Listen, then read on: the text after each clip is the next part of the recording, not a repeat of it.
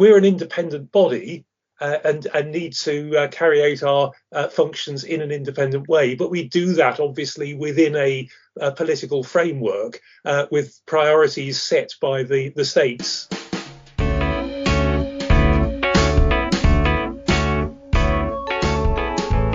Welcome to the Bailiwick Express podcast. My name is Matthew Leach. I'll be joined each week by a guest for a series of podcasts. Each will shine a light on topics from across the bailiwick.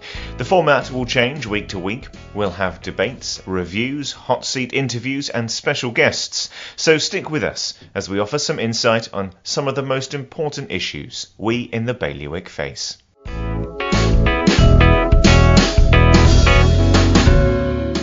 The Guernsey Competition and Regulatory Authority has revealed its main projects for next year. They include work on the island's broadband services, rollout of fibre to homes and businesses, and development of the energy sector.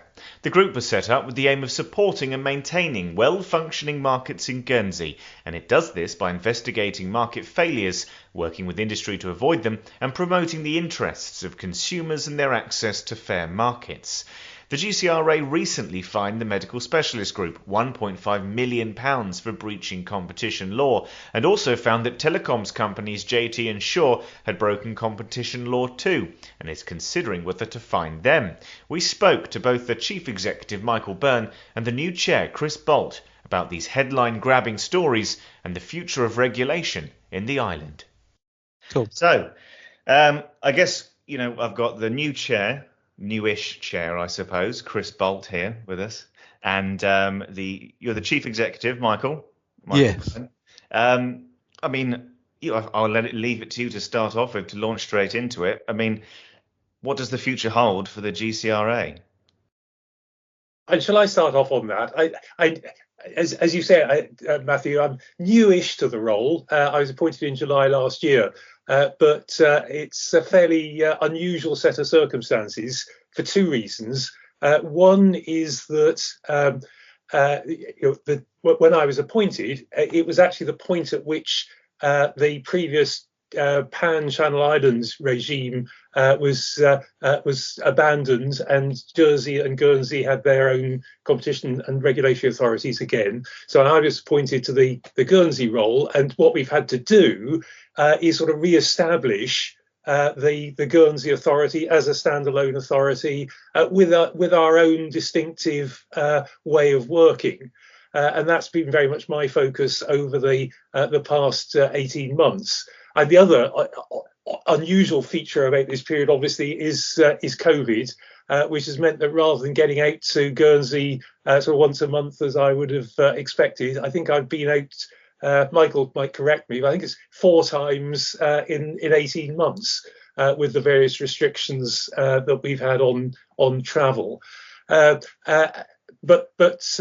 alongside all of that, I've had the opportunity to talk to a number of the key politicians, and obviously particularly Neil Inder, Deputy Inder, the President of the Committee for Economic Development, and that's been helpful in since both that process that I was describing of establishing our sense of refreshed identity, but also making sure that the work that we're doing is appropriately aligned with the political objectives, since the general election last year.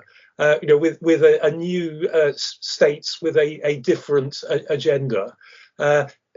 We're an independent body and need to carry out our functions in an independent way, but we do that obviously within a political framework with priorities set by the states, with the deputies as the elected members of the states, and the work programme that we've now published is very much in that spirit. We've set out, we hope we've set out clearly what we think we're here to do and what our priorities are, recognising the distinctive features of a small island economy and the particular issues in Guernsey. But doing that in a transparent way within a framework of political priorities, so that we can achieve our headline objective, which we describe as promoting value and choice for Guernsey consumers to the benefit of the Guernsey economy. Regulation and competition authorities are not here just to amuse themselves. We're here to do a proper job and deliver benefits to consumers and to the economy. So that's the context in which we've developed our programme for 2022.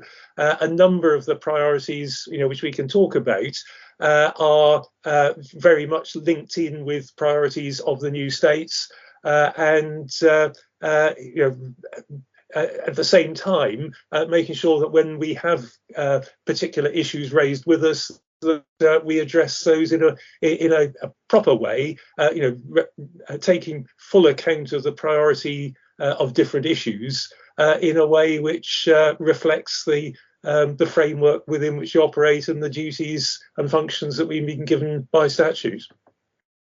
Well, we'll definitely dive into the future focus document. It makes for an interesting reading for the next year. I'm interested to know that your job kind of started as COVID hit us. I mean, has it been a different job than you expected it to be? Yes, I think is the answer, in two ways. One is obviously COVID, and both as the team, the board, and the office needing to get used to doing more things remotely. Which I think we've managed pretty successfully, and everyone is now used to Teams and Zoom and things like that in a way we weren't 18 months ago. But it's also been a big period of change, and I'm not sure I quite anticipated the speed at which Jersey and Guernsey would diverge in terms of the priorities and areas of focus over that period. And so I noticed in the document it says the GCRA is critical following COVID. Why so?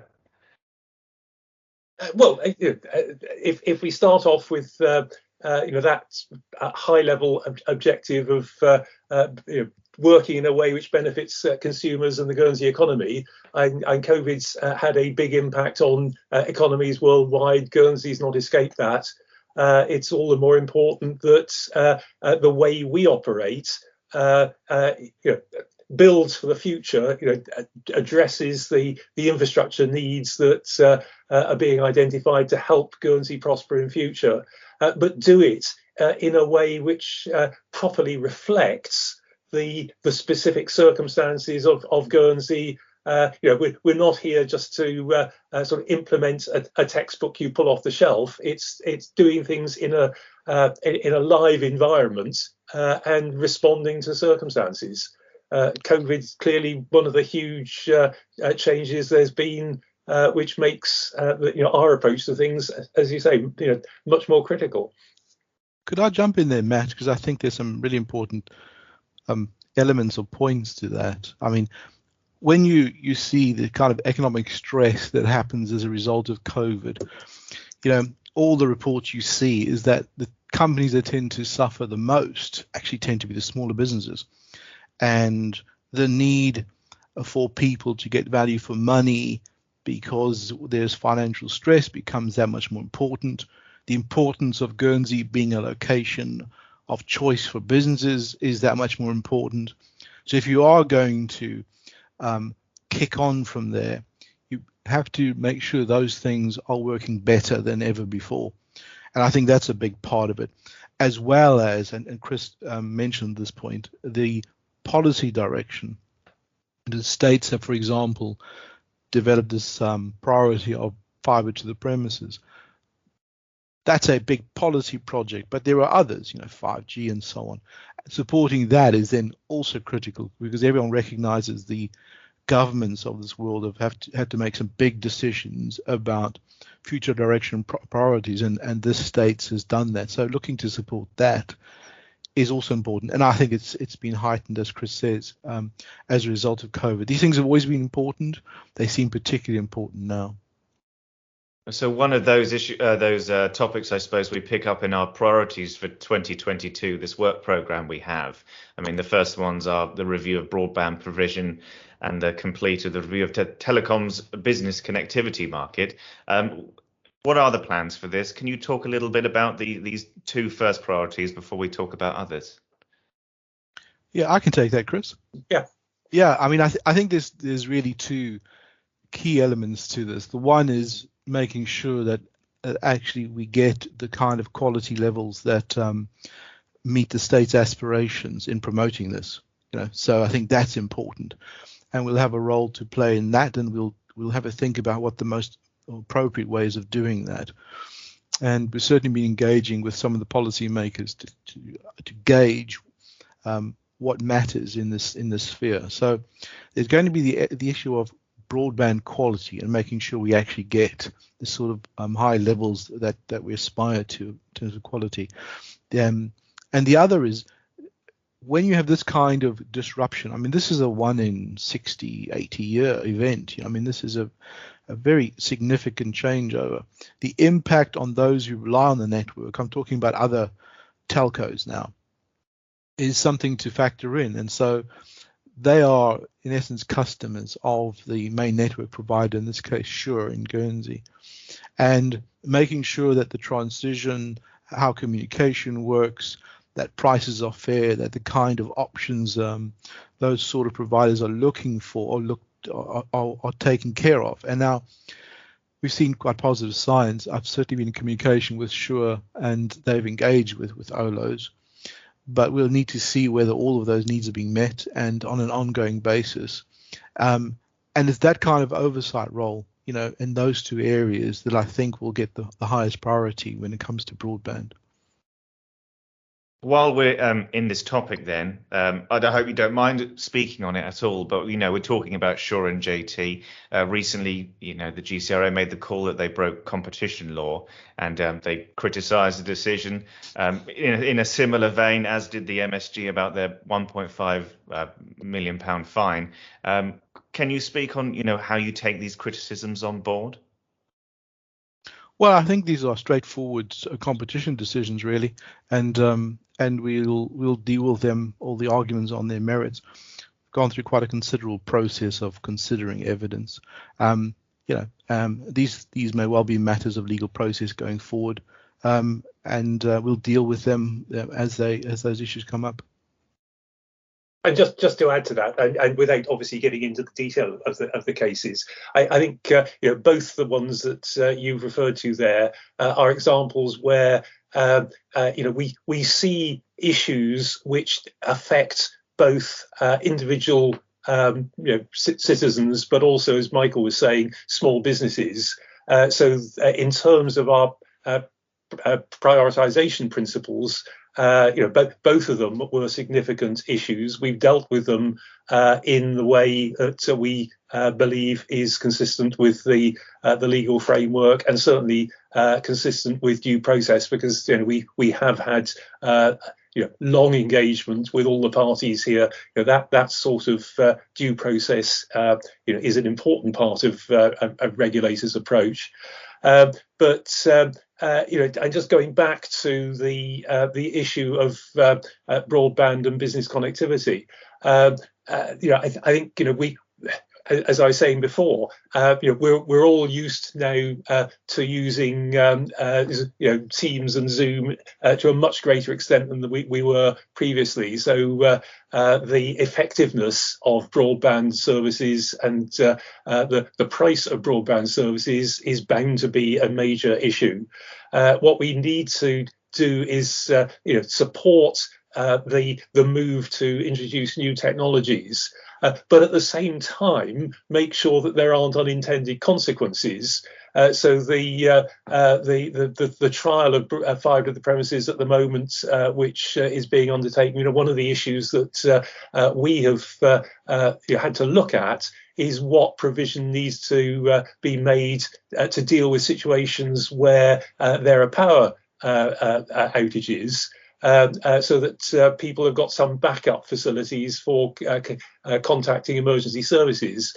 And in the UK, Storm Arwen a month or so ago, there were some people in the north of England without power for over 7 days and without a mobile signal. So if you're relying on broadband in situations like that for emergency services, you've got a problem. So I think it's issues like that where we obviously, as set out in the work programme, will want to support the move to new technologies, do it in a way which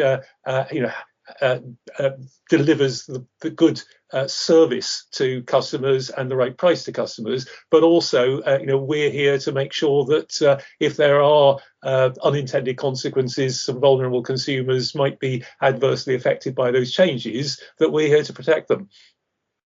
And by the very nature of this work, you must have to keep abreast of all changes in communications technology. It must be incredibly complicated to be able to keep on top of everything that's happening. It can be, of course, and I don't think any of us would claim to be experts in the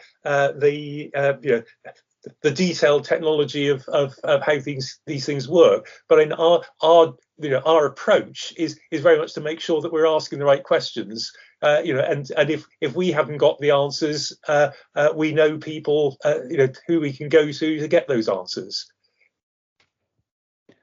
And if we then move on to the next priority in your list work programme for 2022, which is to support the ongoing development of the state's policy in the energy sector. What are the difficulties in regulating this kind of market when it's dominated by an electricity company such as GEL? And you're right. In some sectors, competition will never be fully effective. I think telecoms is one where with three significant operators that could well be sufficient competition. Electricity is a different type of market, and Guernsey electricity is in a different position, not least because it's state owned. You'll know that the recent policy letter, with legislation following, is removing us from having a direct role in price setting.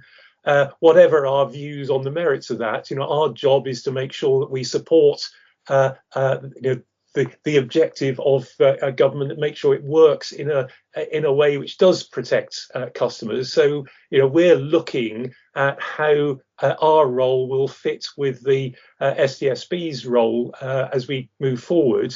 But it's very clearly envisaged that some of many of our current functions, competition functions, but also functions in relation to renewable energy, will remain. So this is an area where as we say in the document, we will need to sit down with SDSB and others and work out exactly how the policy objectives are going to be achieved. That's going to be an early priority in 2022. But there is going to be a space for you alongside SDSB in this work. Very, very clearly, yes. And what is happening? We'll need to see the final drafting of the legislation to see exactly how our role is being changed. But it is certainly not doing what it might have done, for example, which is take electricity out of the ambit of regulation and competition law altogether. It's not done that. So our competition functions will remain unchanged, and many of our regulatory functions will still be there. It's just price setting for the tariff market, which is being transferred over to STSB. Yeah, renewables would be quite important in energy as well, Matthew. The extent to which the states want to encourage and promote renewables will be a key part, I think, of aspect in terms of us supporting the policy objectives in this area. And so, that is going to be quite an interesting conversation, actually, to see how Guernsey responds on that side of things, given the sort of potential that appears to be out there. Do you think the market can change quite rapidly in the next year with a push towards more renewable sources of electricity? Well, everything that we're hearing is that companies who provide this kind of technology are overbooked and struggling to keep up. So it's going to take something. What am I hearing? In the summer, you'll be lucky to get an installer these days in Guernsey. That's how full their books are. So it does look as if it is something people are very interested in. Absolutely. So if we move along next, then continuing, I mean, your work streams aren't just electricity, power and connectivity in the new year. It says here that you've also got a number of workshops lined up. I mean, talk through what other kind of work streams you have in 2022. Yeah, it's worth talking about telecoms business connectivity, actually, I think, don't you, Chris? Because that's an area, if we're talking about post-COVID, you want to make sure in this day and age that businesses can operate subject to reasonable prices, that their ability to expand at a pace is reasonable. And those demands might be different going forward. And you really, part of our job here is checking that there are constraints to business growth. It isn't necessarily about companies doing things in an untoward way, or in the case of the network owner here, but it's looking and saying, what do customers want, and is the way in which this is done in their best interest. So when it comes to telecoms business connectivity, these are the kind of private leased lines, high capacity, high grade communication systems that businesses rely on. One of the things that we have certainly heard from industry is when they want to expand and grow a bit more, the options out around there in terms of upgrading are the steps are too high, if you like. And so we're looking to see what is going on there, and why can't businesses expand at a more measured way rather than taking on doubling their capacity, because the only other product is another big capacity line that they have to buy. Can they buy something smaller? So there's that. There's also this issue around, are they paying a fair price for it? We haven't looked at that for some time, so we're looking into that area. And you really wanting to make sure that you're dealing with a level of cost and value for money. And by value for money, I mean, it doesn't necessarily mean cheap. In fact, when it comes to business connectivity lines, it isn't really about cheap. It's about whether the price and the quality really are, relate to each other reasonably well. And the other is that it's less known, but these sort of connections are what support the mobile operators. With 5G coming, the demand in terms of capacity will get an awful lot bigger. And so this whole area, which is what we call backhaul for mobile operators, is going to be that important, much bigger cost component of their business, because it'll have to cope with much higher levels of demand and capacity. So we want to make sure we're prepared for 5G as well. So when it comes to telecoms business connectivity, those are the three areas really. The pace of expansion, is it appropriate in terms of what is available out there? Are prices value for money? And is the backhaul market working as well as it can ahead of 5G? And does this tie in with, I'm trying to wrap my head around 5G. We've covered it before. Is this tied in with offering spectrum? Is that how it works? You offer? Yeah. Yes. Yeah. I mean, 5G is, normally people talk about mobile technologies as being kind of these Gs, 2G, 3G, 4G. 5G is not really, 4+1. 5G is something very, very different. It's a dramatically different way in which systems and communications actually will potentially work in the future. So its challenges are that much more complex. It's certainly likely to be much more pervasive in the way we do things. But we're a small island. So the first priority here really is making sure that the very, very high speeds that come through are things that the island can benefit from. And then there are going to be these more sophisticated kind of things which everyone talks about, but they're not happening right now. But I don't know if you saw, but there was a fantastic experiment that the States did a year or two ago where they had different musicians performing in different cities in America, and with a conductor conducting them using 5G. So, I'm not saying that is a major business case, but it's a sort of idea of how much the technology is developing and just how much 5G goes well beyond what we're talking about at the moment when we talk about mobile. Does 5G have a place, or is it fibre in Guernsey? I mean, which way is it going, or is it both? That's a really good question. The answer that you'll get from competition authorities and regulators like us is that ultimately it's the customer that chooses. So it has traditionally been the case that you have fixed, the kind of fixed lines to your house, and then when we're not at home, we go and use our mobiles. There is a case there, especially with home working, that the demand in fixed has gone up, stupendously. But the funny thing is, I don't know if you notice, but I use my mobile when I'm at home if I make calls and things like that. So there's this. It's not quite as neat a distinction as what it probably was in the past, but the issue about what will people use 5G for that is different to say fixed mobile. The obvious answer is when you're not at home, you're not really going to be using fixed. But the more that portability and the use of it, that's really going to dictate just how useful this is in the future, and ultimately the applications that are developed. And if people find them useful, they'll use 5G. If they don't, they'll just stick with their 4G. Really, consumers will dictate the pace, obviously, depending on innovation. The states seem to have backed fibre in a way, because I know they've made promises or plans to have fibre delivered to every home in Guernsey by some date in the future. Does that kind of mould the route? Well, I mean, it seems inevitable that fibre is the way to go. I mean, the timing for fibre now is a very good opportunity taken up. I think most people commenting on this area will see that the issue around 5G is that if you have 5G at the moment is really just about higher capacity speeds. So I don't think it's molding the route as much as meeting the demands right now, and the biggest demand seems obviously, and the lessons from COVID are there, that people want better quality and higher capability at home when they're working, and that's the immediate need. 5G has probably been was probably more on the cards before COVID, less so after.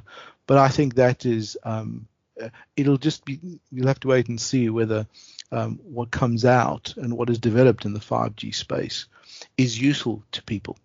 And it's really quite hard to answer that question right now.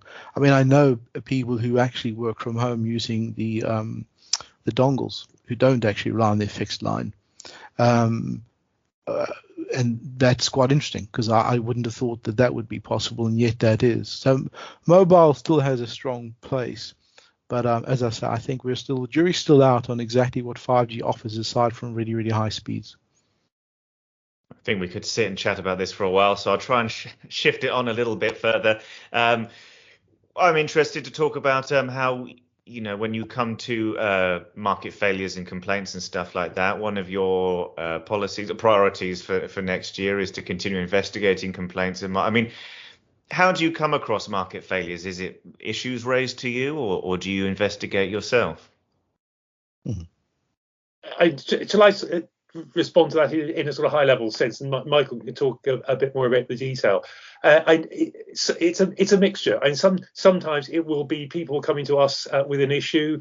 Other times it'll be areas that we, or sometimes politicians, identify as an area of concern. And we look into that and take a view as to whether there is an issue there, and if any action that we could take would actually help with that.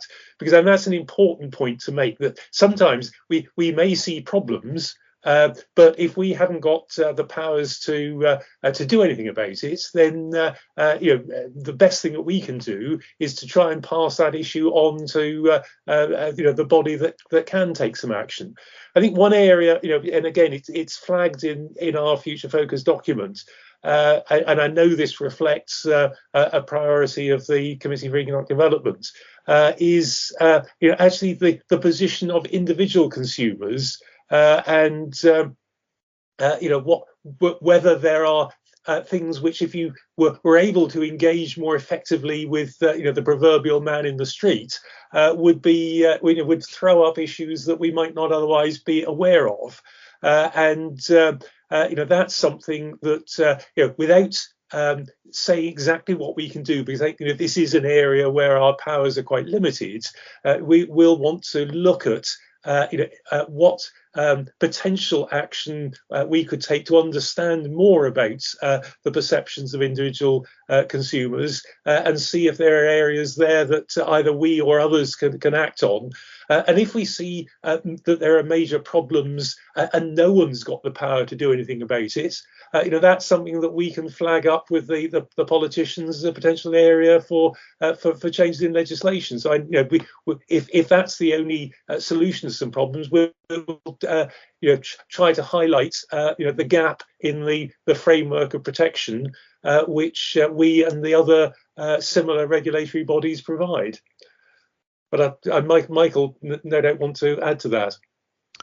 Yeah, I mean it's a big question, Matthew. Our preference is that organisations generally will come in and say, we think we've done something here that might cross the line. Can you help us? I mean that's the ideal situation. Or we see that it's more, shall we say, more cock up than conspiracy.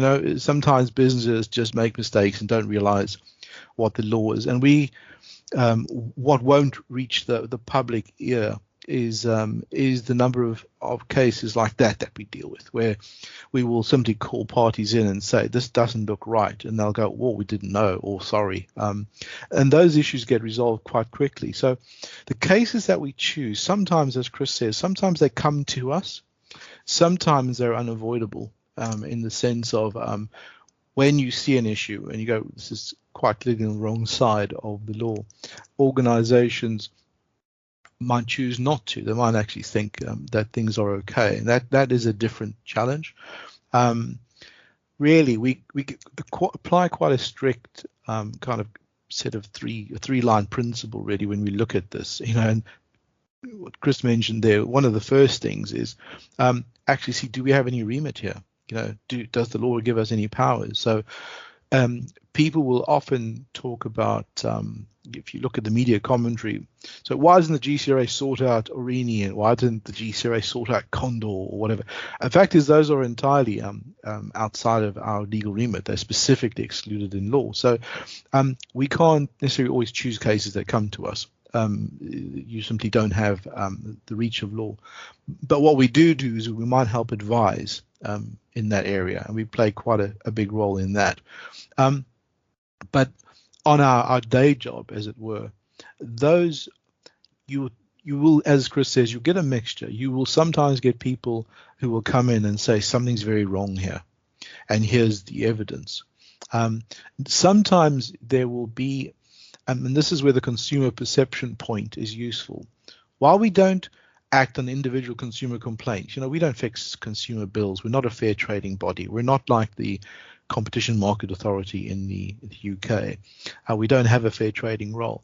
But where you have a significant voice, or you start seeing a pattern, then you do start wondering if there's something more concerning or underpinning that. So there'll be different ways that you come to these things. I wouldn't say that there's a single way. And interestingly, if you look at the UK, the big cartel case in the UK actually came from one construction business complaining to the Competition Authority the others had broken the cartel rules. So you might even get cases like that. We haven't had cases like that, but there's a huge range of ways in which issues come to the attention of a body like ours. And so it seems then in your role in 2022 and in the past, I guess, has been to be quite proactive then to kind of help people where issues could arise. Very much so. I mean, that is a huge part, and Chris can speak on behalf of board members, but certainly, my impression is that is the first instinct and mindset. It is not to come with a hammer and try to find fault. We're trying to support the economy, and the best way to support the economy is address practices through just reasonable means and proportionate means and coercion and persuasion. That is the default mode. There is the cases that come to the get a higher profile tend to be the exceptions, actually. Yeah, just to reinforce that, the best outcome for us as an authority is if we either spot something or someone comes to us saying, is this okay or not? We have a conversation, action changes as a consequence of that conversation, and no one ever knows that we've played a role. And we don't like, as a matter of sort of principle, to have to get to a position where we're taking formal enforcement action. We won't shy away from it if we need to, but if we can achieve an objective in a lower key way, that's the best outcome. So we, the public, kind of see the big fines, but not most of the work that you do. The vast majority you probably wouldn't. I mean, and it's probably not helped by the fact that quite a lot of our work is done not at the direct customer end. It's done in terms of the systems that support the delivery of services. So even when we intervene and say telecoms, that's our focus. But you're right, the vast majority of it. I mean, we spend quite a lot of time supporting the states in the discussions in the Brexit negotiations, and now on the fair trade the trade agreements. We have spent quite a lot of time supporting ORINI in various applications it is considering making to UK authorities.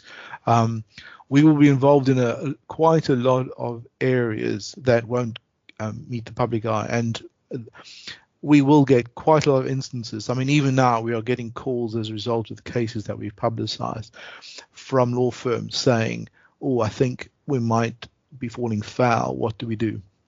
So that is really a kind of our ideal space. And the reason why we have those two areas in terms of priorities going forward for 22 is that we think that having the benefit of what we've done over the course of this year, we will move next year into the really kind of an educate inform type space where we'll encourage particularly lawyers who will be the key interactors with businesses to get a better grasp of what is on the right side of the line about approach and how we work, and with the benefit of of specific examples, and there are ample case precedents in the Europe and the UK and in this area, and they have very similar competition law to us, for example, where we can talk in more particular ways about our approach and the sort of things to look out for. That is a positive support for the Guernsey economy and for Guernsey consumers and for businesses, because given the number of SMEs we have, quite a lot of them are not that resourced in terms of being able to really get across some of these things. And so we do try to help inform and educate to prevent issues arising rather than having to deal with them after the fact. Well, I'm reticent to call it, but we're already twice as long as any usual podcast I do, and I've got plenty more to ask you. But unless you've got anything else to add specifically from this conversation, I'd like to thank you both for your time. Not at all. And if you want to come back for a second edition with some more detailed questions, we'd be happy to do that. I may well take you off on that. Thank you very much. Thanks, Matt. Good to talk to you. Okay. Bye. Cheers. Thank you for listening to the Bailiwick Express podcast. The title track was Shift My Weight by Luno. If you enjoyed it, I know it's a pain, but please like and share. It all helps, and remember, you can hit bailiwickexpress.com to stay right up to date with whatever is happening in the Bailiwick. You can find us online, on social, on email and on internet radio. There'll be more from me, Matthew Leach and all the Bailiwick Express team next Friday.